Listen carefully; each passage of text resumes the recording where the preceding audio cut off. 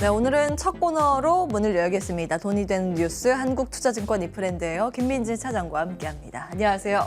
안녕하세요. 네, 지금 삼성이 급등락을 요즘 반복하고 있어서 삼성 이슈부터 먼저 체크하고 넘어가겠습니다. 이재용 부회장 복권 이후에 여러 가지 시나리오가 나오고 있는데요. 아마 그룹 차원에서 밀고 있을 겁니다. 복귀 시나리오. 먼저 등기이사 복귀, 다음이 지금 공석인 회장으로 취임, 그룹 경영 메시지 발표, 지배구조 개편까지. 일단 요 두 가지가 많이 거론이 되고 있는 상황이고요.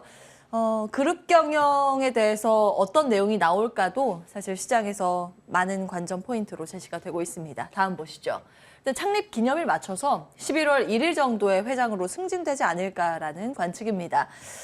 소유 구조 개편은 장기의 과제이고 어쨌든 특별사면 이후에 바빠진 행보에 대해서 우리는 어디에 주목을 해야 할까라는 포인트입니다. 체크해 주십시오. 네, 사실 이제 굉장히 오랜만에 이런 일들이 좀 벌어지고 있는 것 같아요. 여러 차례 말씀드렸고 지난번에도 한번 짚어드렸지만은 삼성그룹이 이제 어떻게 보면 이제 오늘 공백 속 그리고 이제 그룹사들의 재편들이 많이 나타나는 상황 속에서 사실은 이제 대규모 그룹 차원에서의 어떠한 M&A라든지 이런 것들에 대한 결정 타워가 부재했다라는 점, 이러한 부분들에 대한 말씀을 드려봤습니다. 삼성전자 그리고 금융사 그리고 그 외적인 계열사 쪽 이쪽에서 자체적인 이제 전문 경영인에 따른 전반적인 회사에 대한 의사결정은 진행되고 있지만은 결국 이제 그룹사가 전체적으로 힘을 모아서 나아가는 방향성이라는 측면을 잡지 못했다라는 점, 이러한 부분들은 굉장히 아쉬울 것 같고요. 거기에 대해서 여러 차례 말씀드렸지만 하만 인수 이후에 현금이 쌓아져가고 있는 상황 속에서 대규모의 M&A를 진행하지 못했다라는 점, 이러한 부분들도 아쉬움으로 남을 수 있을 것 같습니다. 지난번 이제 복권 가능성이 이제 법적으로 이제 결정이 됐고, 이러한 부분들과 함께 11월 달 초일과 함께 전반적으로 이제 회장에 대한 취임 소식, 이러한 부분들에 대한 기대감들이 언론사에서 많이 보도가 되고 있는 상황이고요. 이러한 부분들이 단기간 삼성전자의 주가 상승을 만들어낸다, 이런 뉴스 소식은 분명히 아닙니다. 그렇죠. 하지만은 말씀드렸듯이 이러한 부분들에 따른 전반적인 삼성그룹 쪽에 대한 전략적인 부분, 즉 반도체 쪽에서는 파운드리라든지 이런 쪽에 대한 영향력 강화를 위한 움직임이라든지, 아니면 기타 계열사 같은 경우는 지금 나타나고 있는 ESG 방향이라든지, 아니면 회사의 내부 결정, 이러한 부분들에 대한 용이성을 확대할 가능성이 있다는 측면에서 봤을 때 긍정적인 뉴스라고 좀 판단을 해볼 수 있을 것 같고요. 거기에 더해서 이제 또 오늘 나온 뉴스 중에 하나가 ARM. 예, 관련된. 암홀딩스라고도 하고 그죠. ARM이라고도 하는 반도체 기업이죠. 근데 이제 이거 인수 관련된 기대감 얘기가 좀 나왔는데, 여기에 있습니다. 근데 이게 자금이 참 막대하게 들어가는 내용이기도 하고. 근데 사실 이제 저는 돈은 문제가 아니라고 생각을 해요. 그거 못 하겠습니까, 삼성전자가. 근데 이제 문제는 그게 아니에요. 이 각 기업들, 각 국가에서 그죠. 이거 승인을 해주느냐 여부. 맞습니다. 독과점 때문에 그렇습니다. 예, 이해관계의 여부죠. 사실 우리나라 현대중공업이 대우조선해양 인수한다는 것도 얼마나 반대에 많이 부딪혔었습니까? 예. 그런데 이제 삼성전자와 ARM의 관계를 생각해 본다라고 한다면은 ARM 같은 경우는 이제 스마트폰의 시스템이라고 할 수 있는 AP라든지 이런 것들을 설계하는 기업입니다. 그런데 이제 삼성전자는 스마트폰을 만들어내는 기업이다라는 거죠. 예. 그런데 이제 ARM을 인수를 해서 만약에 그러한 설계 칩들을 다른 기업들한테 공급하지 않는다? 물론 이제 그런 것들을 가정할 수는 없겠지만은 그러한 걱정을 하는 제조사들이 분명히 많이 있을 겁니다. 그렇다라고 한다면은 삼성전자가 이러한 부분들을 가져가기가 매우 어렵다라는 거죠. 사실 ARM에 대한 인수의 얘기는 연초였나요? 이 퀄컴에서 먼저 움직임을 가졌었습니다. 퀄컴이 또 움직임을 가졌었고, 사실 SK그룹 같은 경우는 또 사모펀드와 연계해서 그러한 부분 쪽에 들어가겠다라는 얘기를 했었는데 이게 다 무산된 이유도 ARM이라는 회사에 대한 덩치뿐만이 아니라 지금 얘기했었던 이러한 이해관계 때문이다라고 볼 수 있을 것 같고요. 예. 그렇기 때문에 사실은 관련 내용 자체는 현재로서는 현실성을 그렇게 높지 않게 그렇군요. 보는 게 맞다라고 예. 판단을 합니다. 그것보다는 아까 말씀드렸듯이 이재용 부회장의 전반적인 일선 복귀와 함께 나타날 수 있는 삼성전자에 대한 미래 전략 움직임들이 어떠한 방향성으로 가져갈 것이냐. 지금 최근에 나왔었던 뉴스 소식은 로봇이라든지 이러한 부분들에 대한 관심이 좀 높았었는데요. 예. 그러한 부분 쪽으로 사업 영역을 뻗쳐나가게 될지 한번 지켜봐야 될 것 같습니다. 예. 그동안은 취업 제한이라는 족쇄가 걸려 그렇죠. 있었는데 이번에 복권이 되면서 의미는 없겠습니다만 이재용 부회장도 이력서를 제출할 수 있게 됐습니다. 네. 경영 일선에 복귀를 하면서 그동안 미뤄졌었던 뭐 M&A라든지 뭐 경영 전략의 가속화라든지 이게 이제 정상화되는 그런 과정에 주목해 볼 필요가 있겠는데요. 네. 두 가지 포인트입니다. 삼성전자의 주가 방향성도 궁금하고 이제 TF팀을 구성하고 있는 로봇 네. 이런 쪽 이제 연관돼 있는 다른 산업에 대한 투자 포인트도 같이 잡아주신다면요. 네, 우선 삼성전자에 대해서 먼저 말씀을 드리면은 그들이 가진 경쟁력에 대해서는 저는 아직까지는 의심을 하지 않고 있습니다. 물론 이제 오늘 수출 데이터 발표와 함께 반도체 수출액이 26개월 만인가요? 감소를 했어요. 예. 약간 아쉬운 소식이라고 볼 수 있겠지만은 그들이 가져가고 있는 파운드리에 대한 경쟁력의 강화를 위한 움직임, 거기에 대해서 스마트폰은 차치하고요.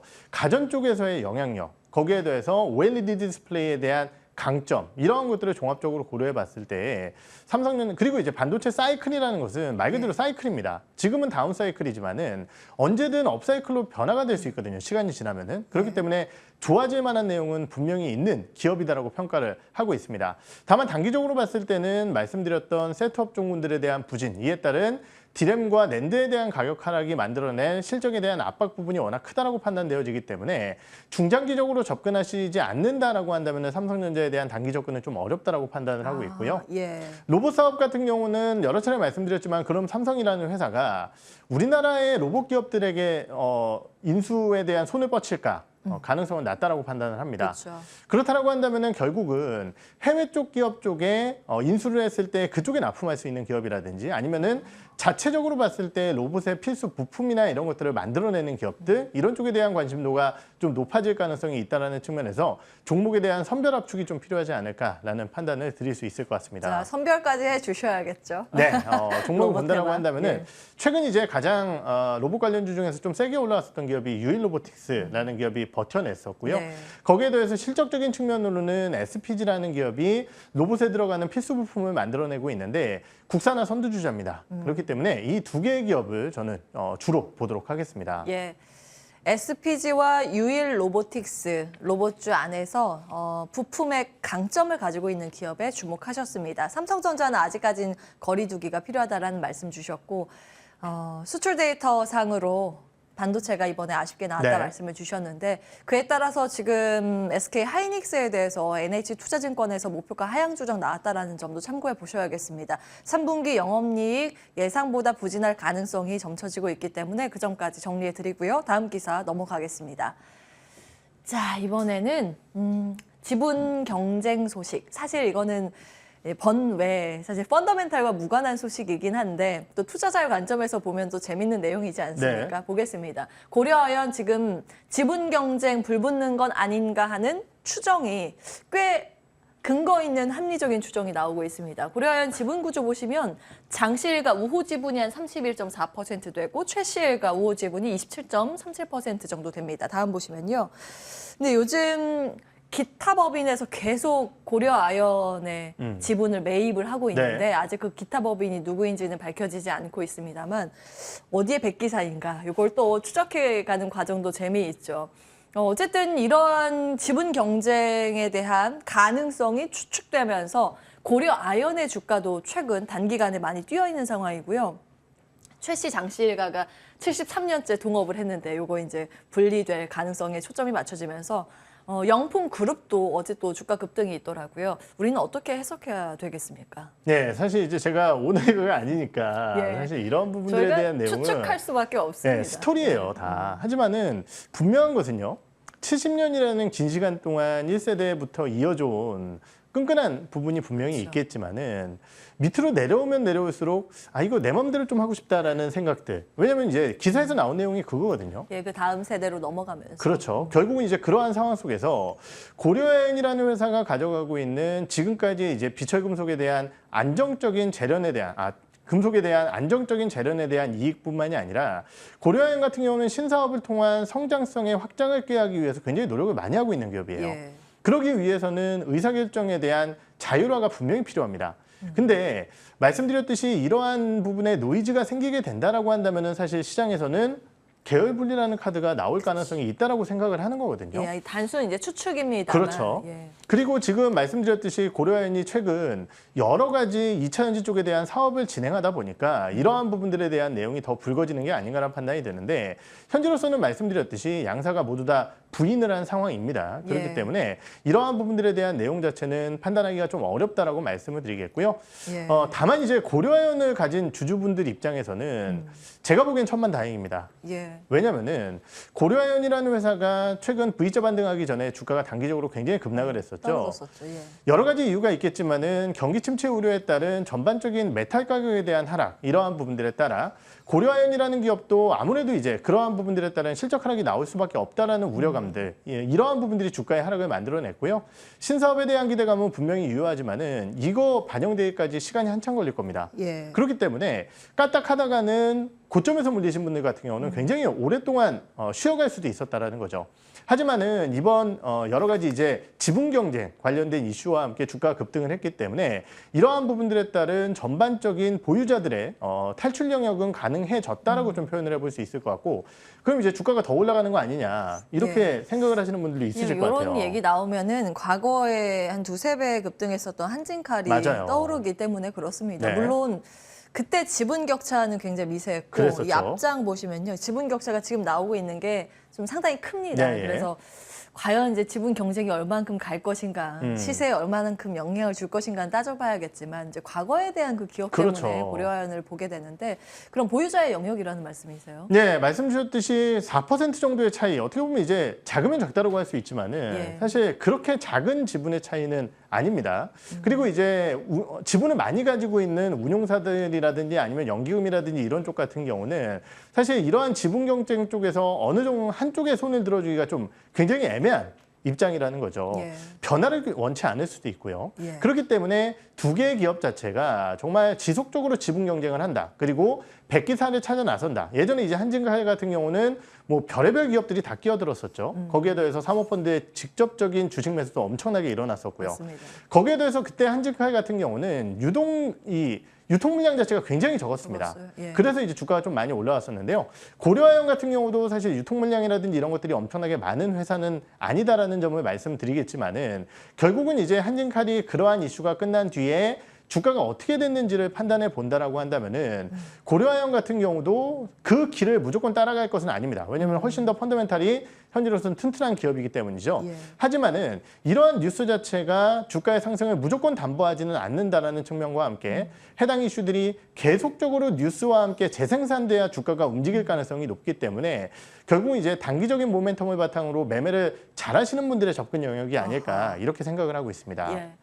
사실 우리가 할 수 있는 건 정말 예측 가능한 구간에서 경로는 펀더멘탈에 대한 대비입니다. 그렇죠. 실적이 얼만큼 늘어나고 그것이 찍히는지의 영역을 체크하는 것인데 지금 지분 경쟁 이슈는 그 번외의 관전 포인트이기 때문에 그 점 참고해 가시면서 대응 전략 세우시면 되겠습니다. 일단 보유자의 영역으로 기억해 보겠습니다. 다음 기사 열어볼까요? 오늘은 기사가 꽤 많이 준비되어 있습니다. 하나하나 보시면 바이오 보겠습니다.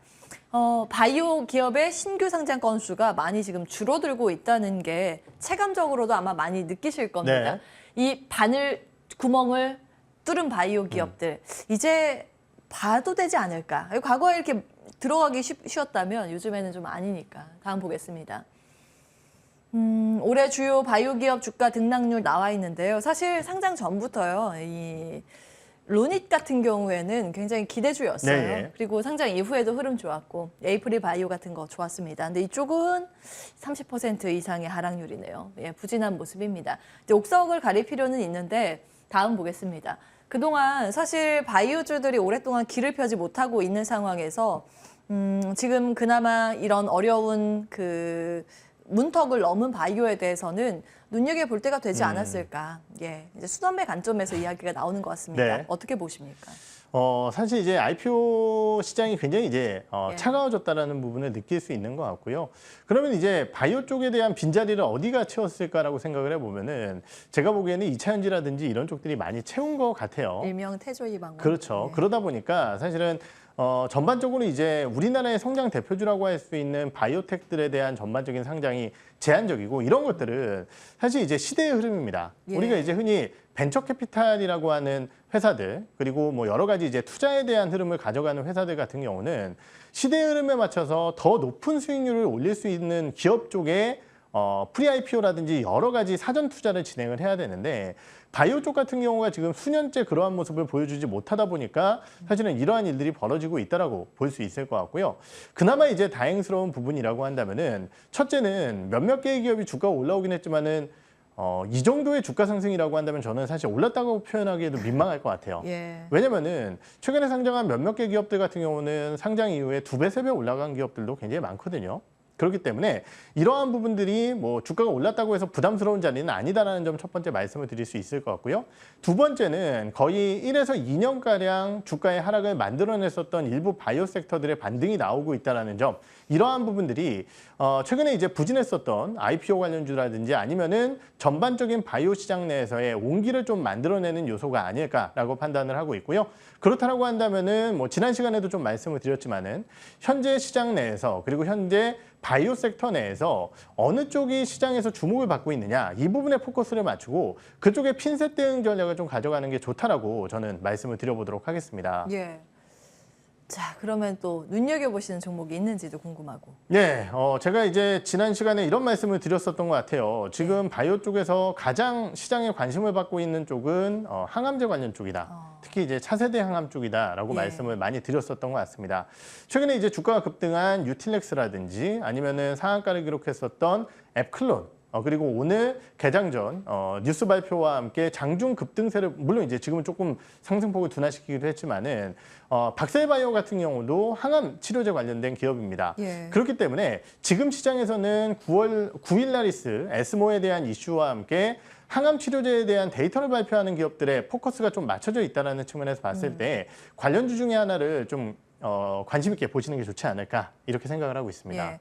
카티라는 이제 차세대 항암 네, 예. 연구에 대해서 주목을 하신 것 같아요. 유틸렉스하고 에클론이 대표적인 기업인데 과거에 저도 이제 브리핑 해드린 적이 있거든요. 네. 카티 매출이 미국에서 이제 잡히기 시작하더라고요. 미국 기업에서 발표된 자료를 좀 브리핑 해드렸는데 관련 기업 대표적인 게 사실은 앱클론이고 네. 예, 주가의 시세 분출이 있습니다. 이렇게 항암 관련 기업으로 우리가 뽑아내는 핀셋 전략은 괜찮다. 바이오 이렇게 정리하고요. 넘어가겠습니다.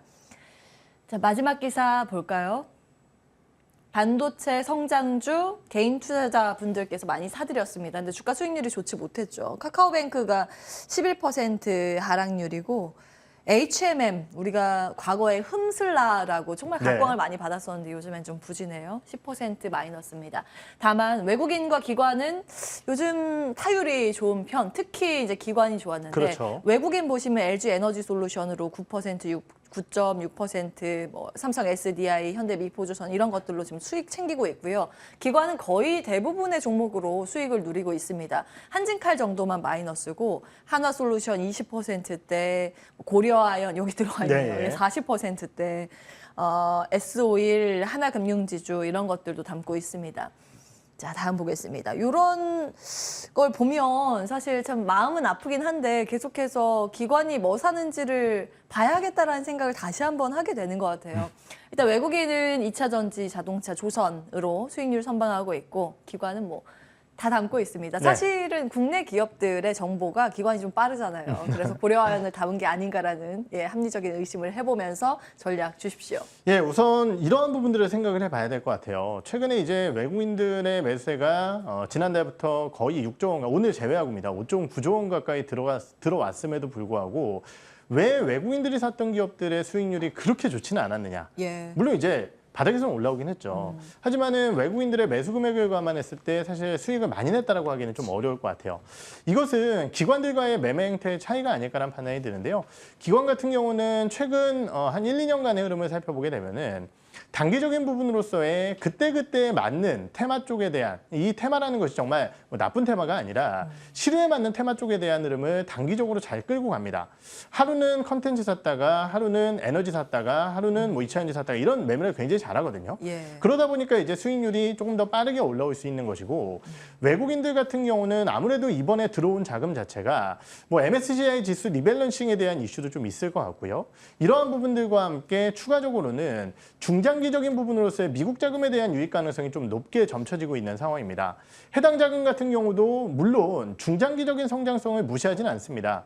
저희가 확인했듯이 LG 에너지솔루션을 비롯한 2차 전지들에 대한 매수를 강화시켰다라는 점, 이러한 부분들이 증거가 아닐까라는 판단이 드는데요. 결국은 이제 중장기적으로 밸류에이션적인 요소와 함께 결합된 저렴한 기업들을 고르다 보니까 외국인들이 기관들 대비해서 단기적인 수익률이 좀 떨어지지 않나라는 판단이 드는데요. 예. 그러한 이슈에도 불구하고 결국은 이제 외국인들의 매수 종목군들은 저희가 지속적으로 좀 관심을 가져야 된다고 생각을 하고 있습니다. 자, 그러면은 앞에 화면에서 매수하는 종목군들 중에서 힌트를 얻고 네. 마무리할 텐데요. 종목별로 봤을 때 지금도 매수 접근 가능한 종목이 있을까?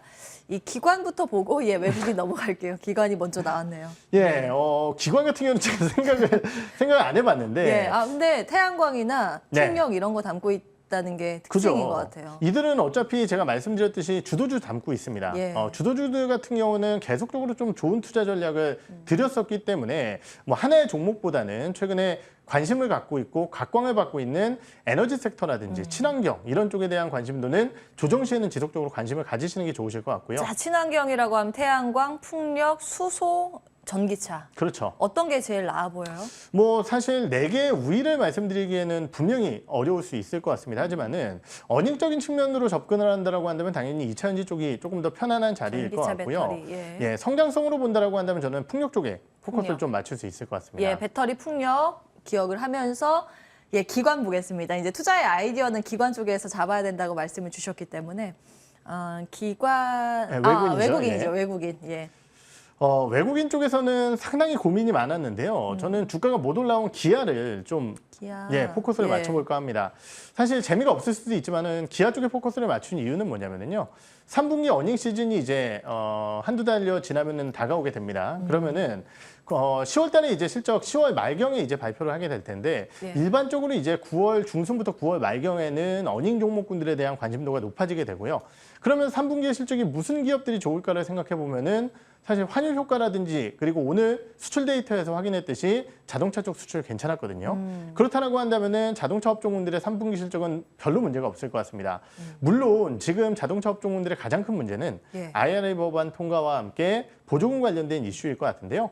그러한 부분들을 차치하고서라도 결국 3분기의 실적을 기대감을 갖는다라고 한다면은 주가가 좀 덜 움직인 기아에 대한 부담감이 좀 적지 않을까 이렇게 판단을 해보도록 하겠습니다. 예, 시장에 밀려도 외국인이 현대차나 기아 계속 담더라고요. 이상하다 하고 보고 있었는데 여전히 이제 가격 매력도 그렇고 앞으로의 이제 성장 여력 측면에서 괜찮다라는 의견 주셨네요. 기아 탑픽으로 찍으면서 마무리하겠습니다. 한국투자증권 이프랜드예요. 김민진 차장과 함께했습니다. 고맙습니다. 네.